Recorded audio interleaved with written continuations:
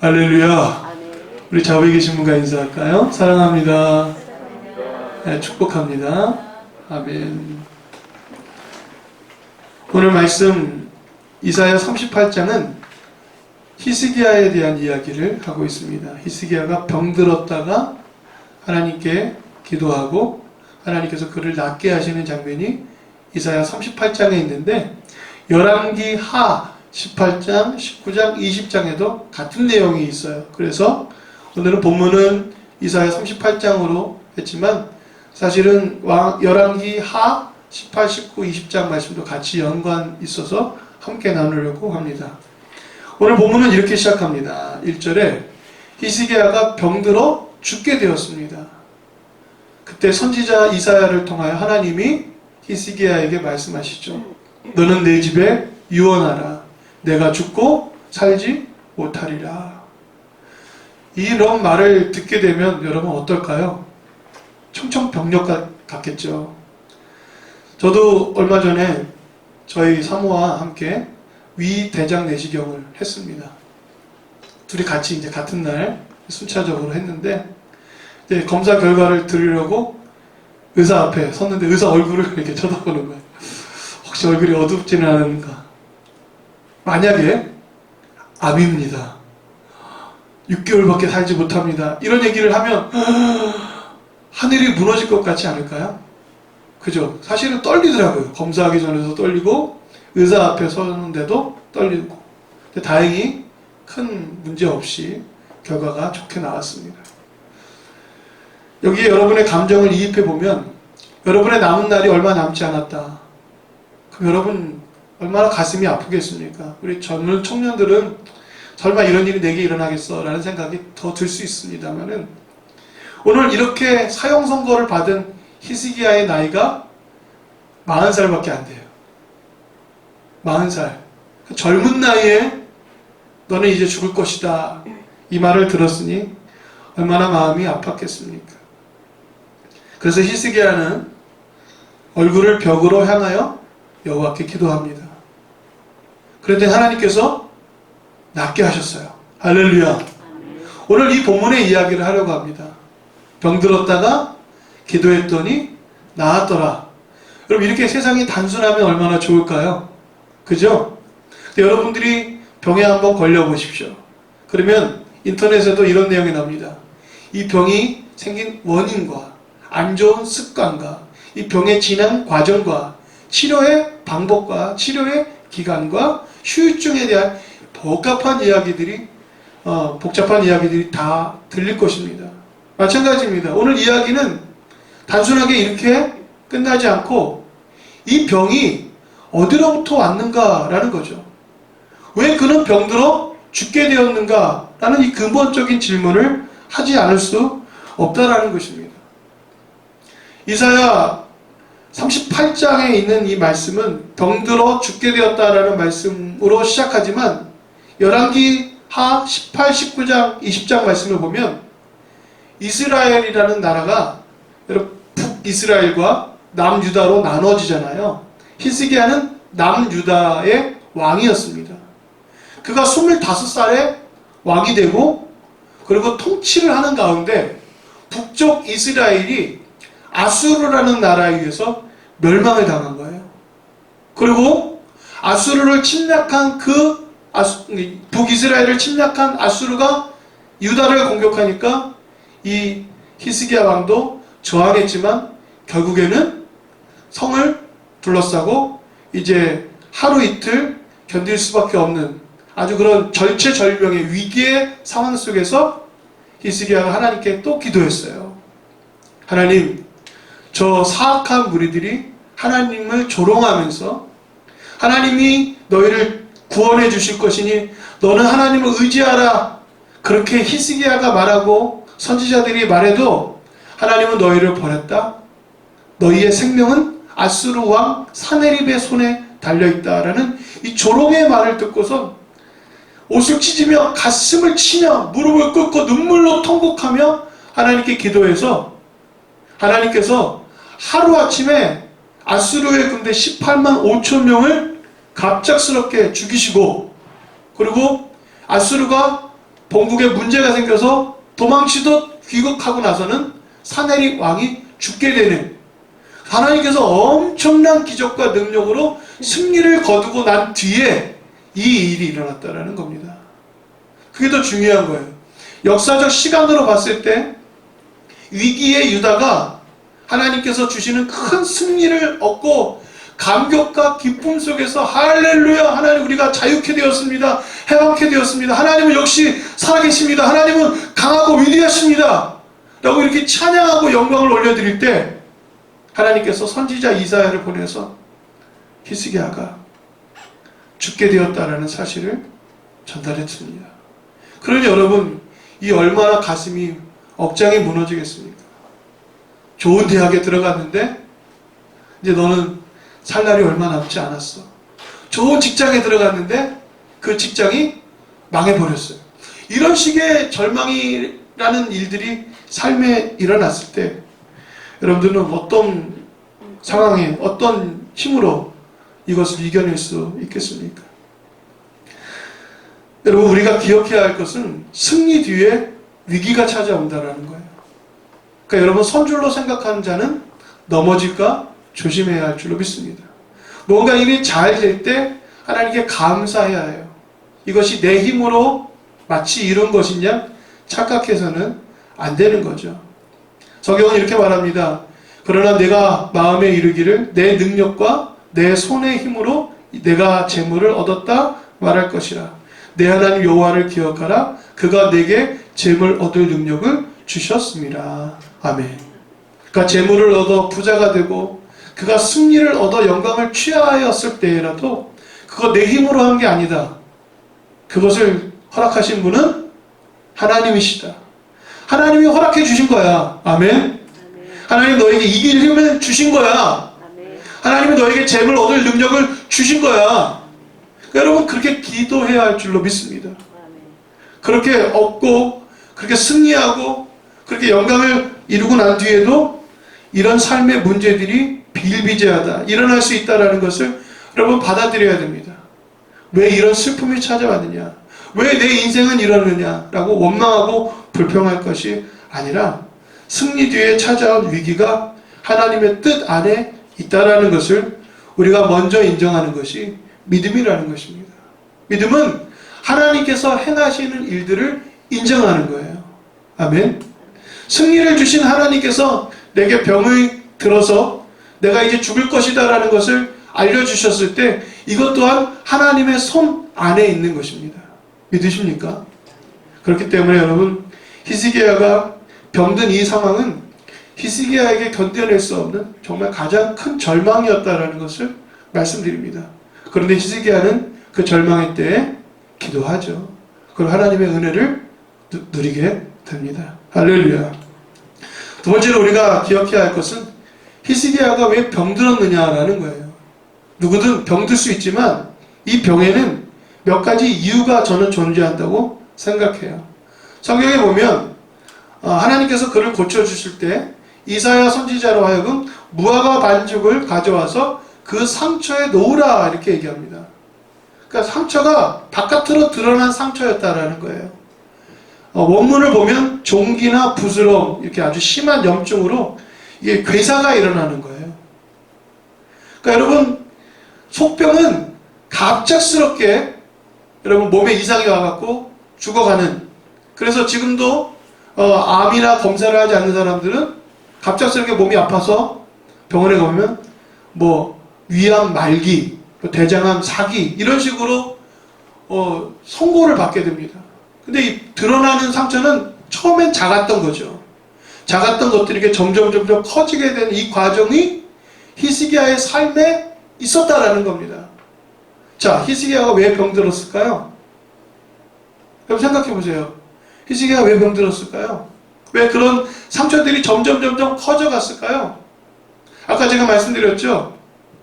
히스기야가 25살에 왕이 되고 난 다음에 북쪽 이스라엘이 아수르의 공격을 받습니다. 그 아수르의 공격을 받으면서 3년간 전쟁을 치르면서 사마리아가 함락돼요.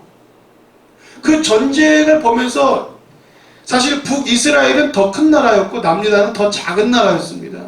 이제 위쪽에서 장벽이 되었던 사마리아, 북이스라엘의 수도죠. 사마리아가 함락되고 나면 이제 곧 유다, 예루살렘이 함락되는 건 시간 문제였거든요. 그 국제적 정세 속에서 이제 애가 타는 거예요. 나라의 왕이니까. 걱정이 되는 것 아닙니까? 그리고 아니나 다를까 북이스라엘을 침략한 아수르가 남유다로 공격을 해서 이제 유다의 여러 성읍들을 점령합니다. 수많은 피난민들이 예루살렘 성으로 몰려 들어와요. 그리고 아수르의 18만 5천 명, 죽은 사람이 18만 5천 명입니다. 그러니까 20만 명, 30만 명의 사람들이 예루살렘 성을 둘러싸고 조롱하고 굶어 죽이기 시작한 게 바로 히스기야가 처한 상황이라는 거예요. 왕이 되고 병들어 죽을 때까지 14년이라는 시간 동안 하루도 편할 날이 없었어요. 물론 왕이 되어서 우상을 깨트리고 하나님 보시기에 합당한 일을 했지만 이내 전쟁이 나고 전쟁 속에서 포위되고 굶어 죽게 되고, 그래서 성경에 보면 너희의 대변을 먹고 너희의 소변을 먹으면서 내 하나님이 너를 구원하실지 한번 봐라라는 조롱을 아수르의 군대 장관이 합니다. 여러분, 그럴 때 여러분의 마음이 어떨까요? 요즘 현대의학은 말합니다. 모든 질병은, 병의 근원은 뭐라고요? 스트레스라고 해요. 그죠? 상황이 너무 안 좋으니까 심장에 무리가 가고 이 스트레스 때문에 상처를 입고, 그래서 성경은 이렇게 말하죠. 그들이 여호와 이사야에게 이르되, 히스기야의 말씀이, 같이 읽어볼까요? 시작. 오늘은 환난과 징벌과 모욕의 날이라. 얼마나 괴롭고 힘든 시간들을 그가 보내었을까요?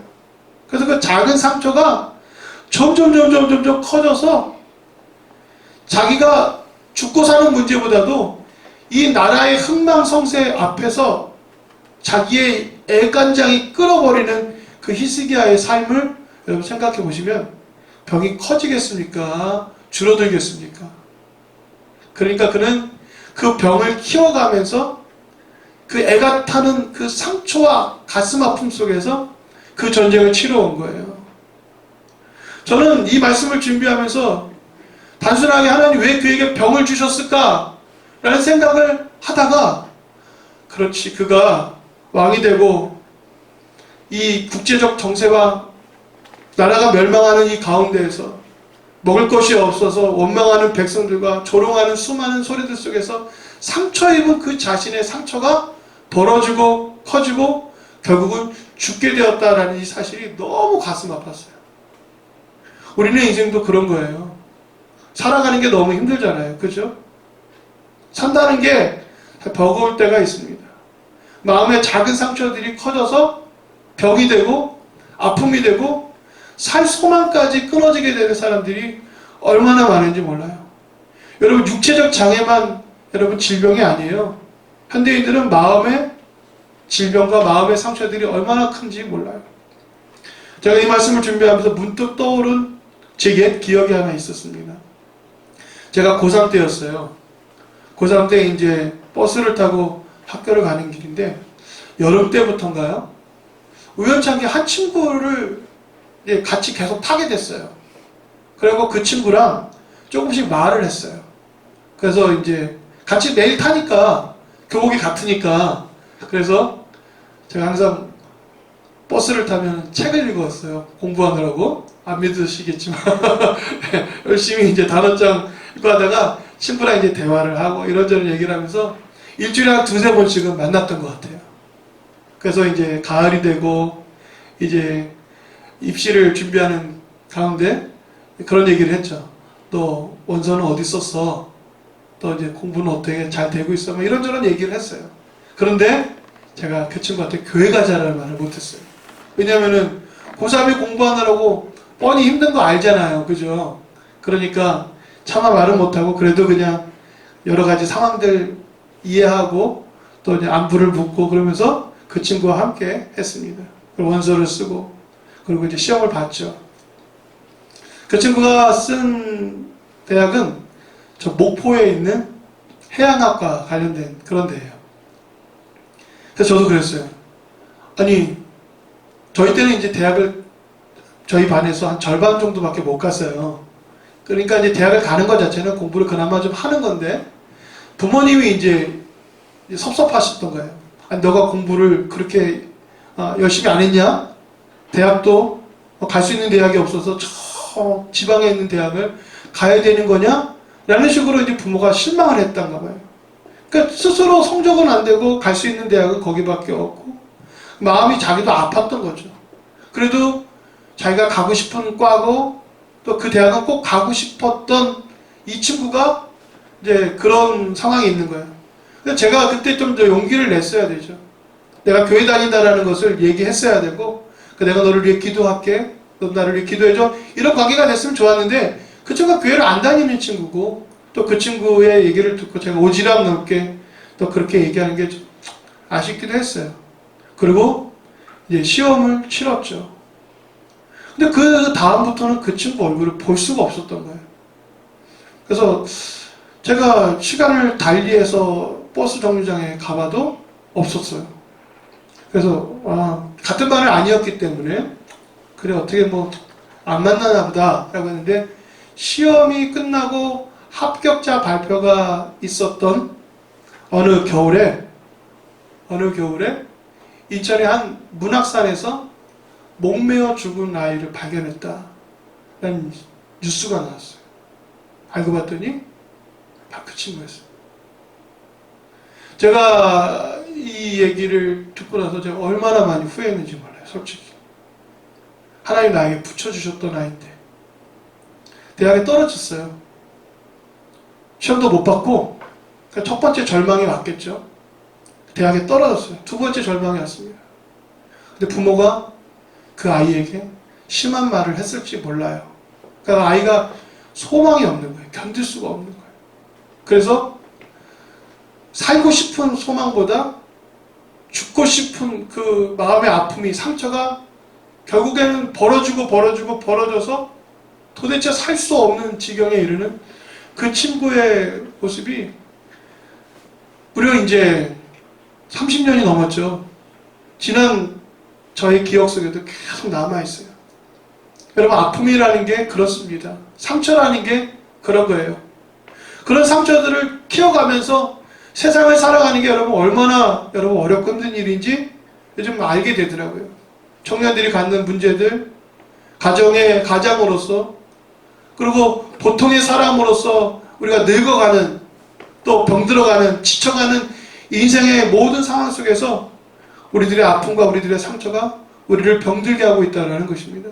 우리를 죽어가게 하고 있다는 이 현실 속에서 여러분, 하나님만이 우리의 위로가 되시고 하나님만이 우리의 구원이 되시고 하나님만이 우리의 치료가 되시는 줄로 믿습니다. 아멘. 이러한 아픔과 고통 속에서 그가 하나님 앞에 기도했죠. 근데 여기서 또 우리가 더 깊이 느끼는 문제는 뭐냐면, 히스기야가 어떤 사람이었냐라는 거예요. 히스기야가, 성경은 이렇게 말합니다. 다윗의 모든 행위와 같이 여호와 보시기에 정직하게 행하였다. 그가 왕이 되고 나서는 산당 우상을 깨뜨리고 아세라의 목상을 찍어서 하나 태워버리고 하나님만 예배하도록 온 유다의 사람들을 주님께로 인도했던 사람이에요. 그러니까 정말 히스기야라는 왕은 다윗 이후로 정말 위대한 성군이었어요. 그가 하나님 앞에 이런 삶을 살았다고 성경은 고백합니다. 7절 같이 읽어볼까요? 시작. 여호와께서 그와 함께 하심에 그가 어디로 가든지 형통하였더라. 하나님과 연합하였던 사람이 히스기야였고 하나님이 그와 함께 하셔서 형통하게 되었다. 여러분, 히스기야가 처한 상황이 이해가 되십니까? 하나님과 함께 했던 믿음의 사람이었고 하나님께서 큰 승리를 주셨어요.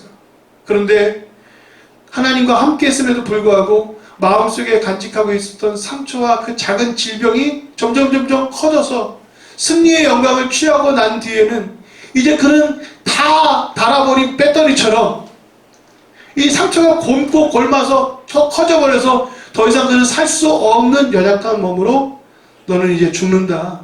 너는 살 소망이 없다. 너는 이제 내 집을 정리해라. 너는 남은 가족들에게 유언해라. 라고 말했을 때 여러분 같으면 어떻게 하겠습니까? 이게 히스기야가 처한 실제적 상황이라는 것입니다.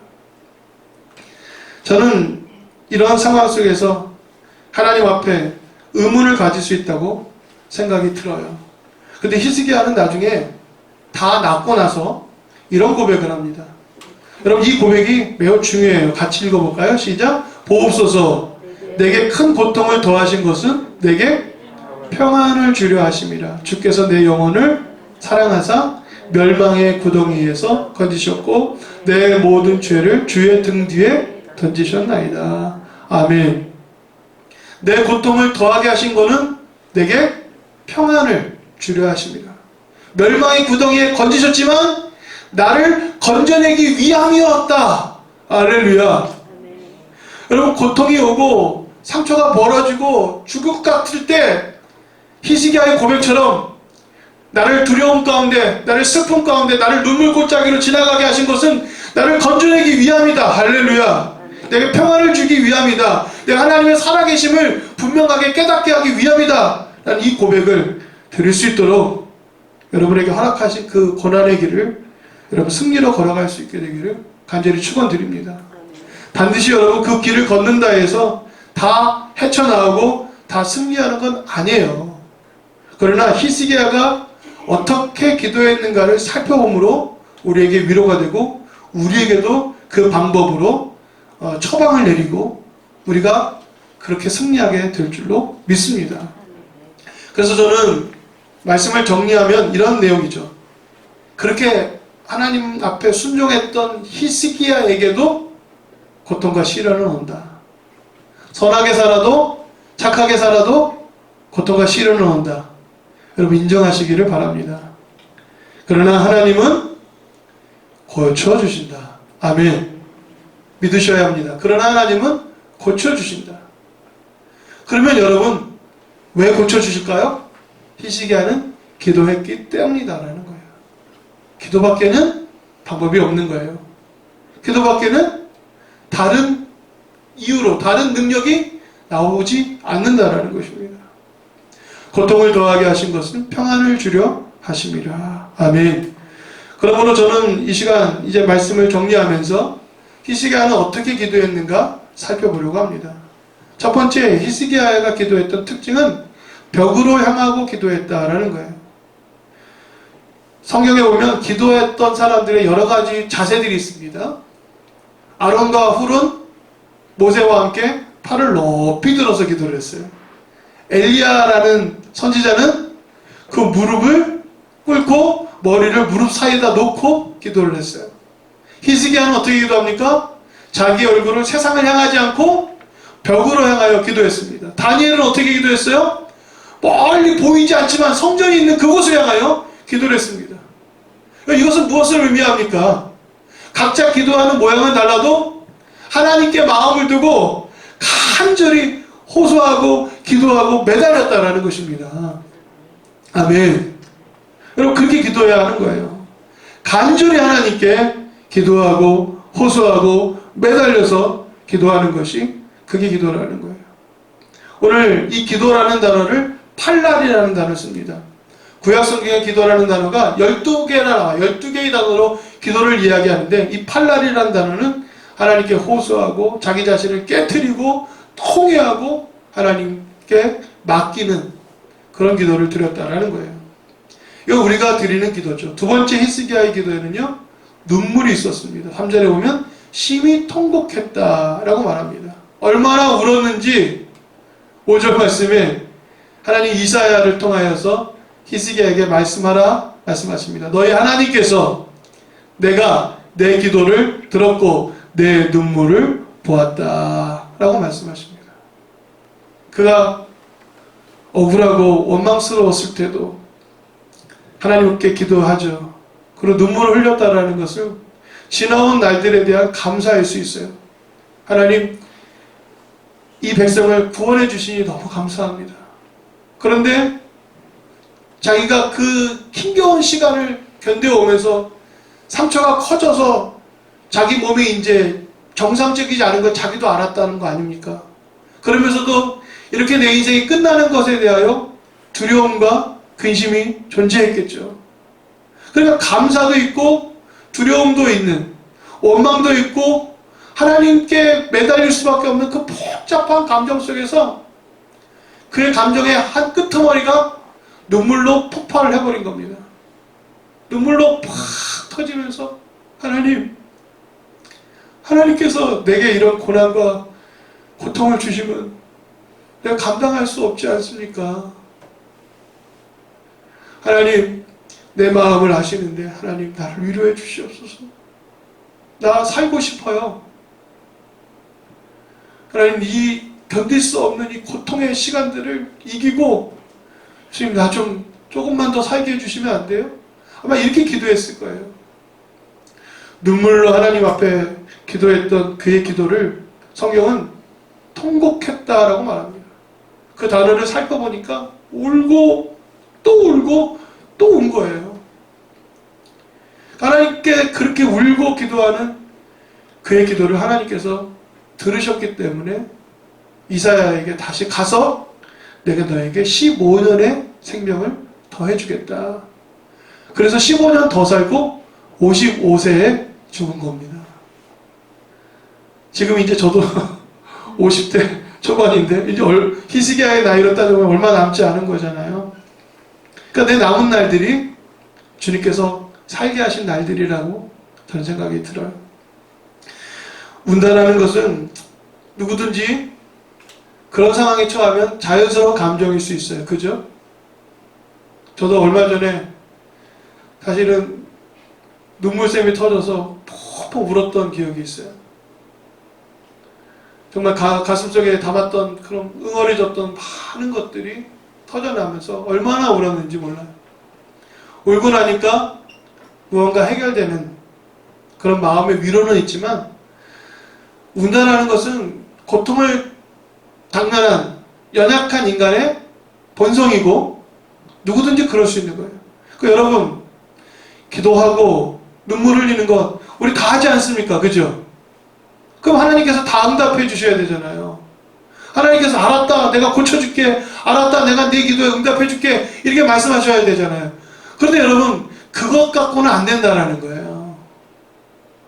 오늘 히스기야는 이렇게 기도했다라는 가장 중요한 메시지가 사실 여기에 있다고 저는 생각해요. 같이 읽어볼까요? 시작. 이르되 여호와여 구하오니 내가 주 앞에서 진실과 전심으로 행하며 주의 목전에서 선하게 행한 것을 기억하옵소서. 그가 하나님 앞에 어떻게 살아왔다고요? 진실과 전심으로 행하였다. 선하게 살아왔다. 이게 중요한 겁니다. 기도의 응답은 사실 여기에 있는 거예요. 개떡같이 살아와서 잘못했습니다 하고 엉엉 울고서 눈물을 닦고 나면 일이 저절로 잘 되지 않는 것처럼 그렇게 누군가는 후회하고 눈물을 흘리지만 그렇다고 인생이 다 달라지지 않는 이유는 사실은 지나온 날들의 자기의 허물과 죄에 대한 그 대가를 짊어지고 살아가는 것이 우리들의 남은 인생이 된다는 것이 사실 그게 순리라는 겁니다. 젊었을 때 공부 안 했어요. 한탕주의에 빠져서 살았어요. 그래서 지금 가난해요. 그래서 가진 게 없어요. 그렇다고 눈물을 흘리고 후회하고 이제 하나님 도와주세요 하면 하나님이 저절로 잘되게 하실 것 같아요? 지난날에 나의 삶을 철저하게 반성하는 것으로 끝나지 않고 새로운 계획을 세우고 하나님 앞에 허락하신 아름답고 선한 것들이 점점 쌓여져서 하나님과 함께하는 승리와 하나님께서 이끌어 가시는 그 인도와 하나님께서 주시는 지혜가 삶 속에 더해져 감으로 인생의 변화가 일어나는 것 아닐까요? 지난날의 나의 잘못을 인정하는 것도 물론 중요합니다. 그러나 제가 여러분 앞에 지금 위기를 당면하기 전에 큰 고통의 시간이 오기 전에 살아가는 삶의 나날들 속에서 하나님이 기뻐하실 그 선한 것들이 여러분의 삶 속에 인생의 별과 같이 아름다운 향기와 같이 남아있게 되기를 바랍니다. 그래야 그것들을 갖고 하나님 내가 그래도 하나님 앞에 선하게 살려고 했고 하나님을 더 사랑하려고 했고 하나님께 눈물로 나아가고 더 헌신했고 하나님께 드렸던 이 모든 것들이 있지 않습니까? 그래도 하나님, 나는 주님을 향해 이렇게 살아왔습니다 라고 말할 수 있는 그 적은 것이라도 존재해야 여러분 양심이 회복이 되어요. 그래야 하나님께 매달릴 수 있는 근거가 되는 것입니다. 물론 염치 없는 기도를 우리가 다 드리지만 그 일만의 염치라고 말할 수 있는 그 선한 것들이 있어야 하지 않느냐라는 거죠.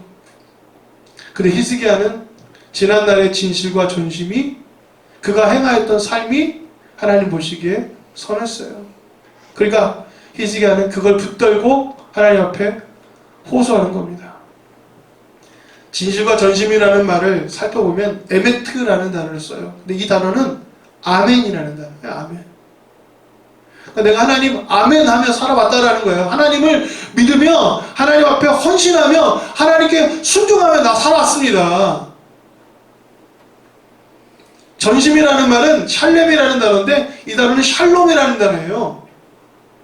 내가 하나님과 평화를 이루며 살아왔다는 거예요. 하나님과 평화를 이루었다는 건 하나님의 말씀에 내가 순종했기 때문에 하나님께서 내게 샬롬을 허락하셨다는 거예요.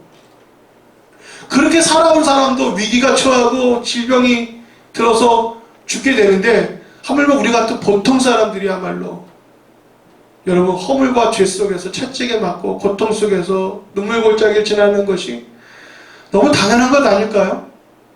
이 약한 세상을 살아가는 우리가 얼마나 연약하고 부족한지 여러분 철저하게 깨닫는 이 시간이 된다면 우리의 남은 시간들 하나님 말씀 앞에서 진실과 전심으로 살아갈 시간이 있을 때, 기회가 있을 때 여러분 그렇게 살아가시게 되기를 주의 이름으로 축원드립니다.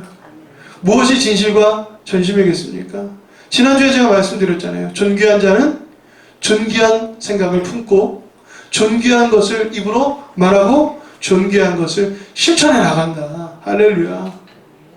마음속에 있는 선한 것들, 하나님께 드려야 될 것들, 그런 것들을 여러분 가슴속에 품고 이루어드리고 순종하면서 이것이 하나님을 기쁘시게 하는 거지, 이렇게 하면 하나님이 좋아하시겠지 라는 그런 생각들을 갖고 그것을 실천하며 행동할 수 있는 여러분들 되시기를 주의 이름으로 축원드립니다.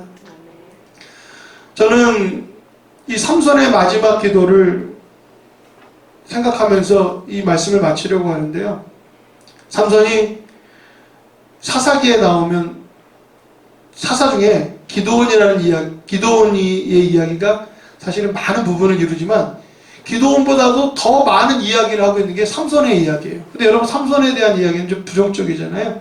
그래서 삼손이 마지막에 힘의 근원을 잃고 머리가 깎이고 그리고 두 눈이 뽑혀서 발목에 또 온몸에 착고에 쌓인 채 블레셋의 사람들의 파티에, 축제에 조롱거리가 되기 위해서 성전 기둥 사이에 붙잡혀 있었습니다. 그가 왜 두 눈을 뽑히고 머리를 밀고 힘을 잃어버렸어요? 델릴라라는 여인에게 유혹에 빠져서 그가 하나님과의 관계가 엉망진창이 되어버렸잖아요. 그러니 삼손에게 있어서는 얼마나 큰 후회가 되는지 몰라요. 두 눈이 뽑히고 힘을 잃고 조롱거리가 되고 나니까 하나님께서 내게 주신 그 힘을 잃어버렸다라는 슬픔도 있지만 왜 내가 그렇게 살아왔을까? 왜 내가 이렇게 어리석게 여인의 유혹에 빠져서 내가 그렇게 살아왔을까? 후회와 죄스러운 것들이 가득했을 것입니다. 그런데 두 눈이 뽑히고 나고 힘을 잃고 나니까 그제서야 진정으로 하나님이 보이기 시작한 거예요. 그가 가장 연약하고 보잘것없는 그 조롱의 순간에 하나님을 향한 그 마음이 불타오르기 시작한 거예요. 그래서 그가 마지막으로 드리는 기도가 이 한 몸 희생해서 여기 모여든 축제에 모여든 블레셋 사람들과 함께 나 죽기를 원합니다라는 그 거룩한 소망을 품고 하나님께 기도하면서 마지막 힘을 주셨을 때 그가 기둥을 무너뜨리고 그들과 함께 다 이 기둥이 벽곳으로 써져 있는 기둥에 온갖 블레셋의 고관 대작들이 다 모여 있었겠죠. 함께 무너지면서 그가 죽음으로써 블레셋 사람들을 사망에 이르게 한 것이 살았을 때 죽게 한 것보다 더 많았어요. 그 마지막 기도가 이 내용입니다. 삼손이 여호와께 부르짖어 이르되 주 여호와여 구하옵나니 나를 생각하옵소서. 하나님이여 구하옵나니 이번만 나를 강하게 하사 나의 두 눈을 뺀 블레셋 사람에게 원수를 단번에 갚게 하옵소서. 이렇게 말합니다. 여호와여 구하옵나니 나를 생각하옵소서.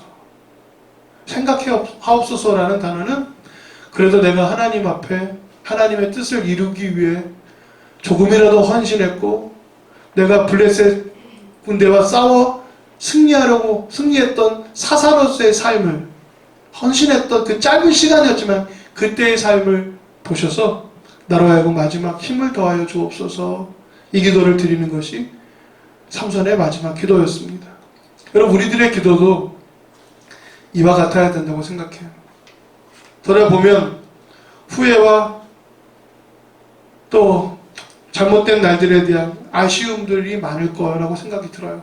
막상 문제가 닥쳐오잖아요. 여러분 암입니다. 이제 6개월밖에 안 남았어요. 라면 어떤 기도를 드리겠어요? 여러분 하나님 앞에 섰을 때 내가 젊은 날 하나님을 만나고 하나님께 예배하고 제가 충성하고 하나님께 헌신하면서 주님을 위해 바쳤던 수많은 눈물과 땀과 물질과 그 순종과 봉사의 것들이 하나님의 마음을 움직일 수 있음을, 하나님이 그것 때문에 우리를 위로하시고 회복시키시고 다시 일으키게 하신다는 것을 우리가 여러분 가슴속에 품어야 지금 우리가 수고하고 애쓰는 모든 것들이 아깝지 않고 하나님께 드리는 것이 기쁨이 되고 또 그것을 근거로 다시 일어설 수 있는 용기가 된다는 것을 깨달으면서 믿음으로 살아가는 존귀한 것을 가슴에 품고 믿음으로 전심과 진심으로 살아가는 여러분들 되시기를 주의 이름으로 축원드립니다. 기도하겠습니다. 하나님 감사합니다. 히스기야가 당면한 삶의 문제들은 혼자서 감당하기 어려웠던 것입니다. 오랜 전쟁으로 말미암아 가슴에 병이 들었고 마음에 병이 들어서 전쟁이 끝나고 승리를 얻은 다음에 그에게 큰 상처와 병들이 그를 죽음에 이르게 했습니다. 눈물로 기도했고 벽을 바라보며 하나님만 바라보며 기도했던 그의 기도 중심에는 그가 살아온 날들이 주마등처럼 스쳐가며 하나님 앞에 아멘과 샬롬으로 충성과 전심으로 믿음으로 살아왔던 날들을 주님께 고백하며 눈물로 호소하지 않습니까? 오늘 우리도 주님 앞에 눈물로 기도하고 지난 날을 반성하며 회개하며 기도합니다. 그러나 우리의 기도 가운데 내 젊은 날 주님과 함께했던 아름다운 기억들이 주님께 내어드릴 수 있는 이 열매가 있도록 도와주셔서 그래서 주님께서 나를 다시 일으켜 주시고 회복시켜 주시고 승리케 하시는 믿음의 근거가 되도록 인도해 주시옵소서. 존귀한 자는 존귀한 계획을 마음에 품고 그것을 이룬다 하셨사오니 그 선한 것이 우리 가슴속에 가득하도록 주여 도와 주옵소서. 예수님의 이름으로 기도합니다. 아멘.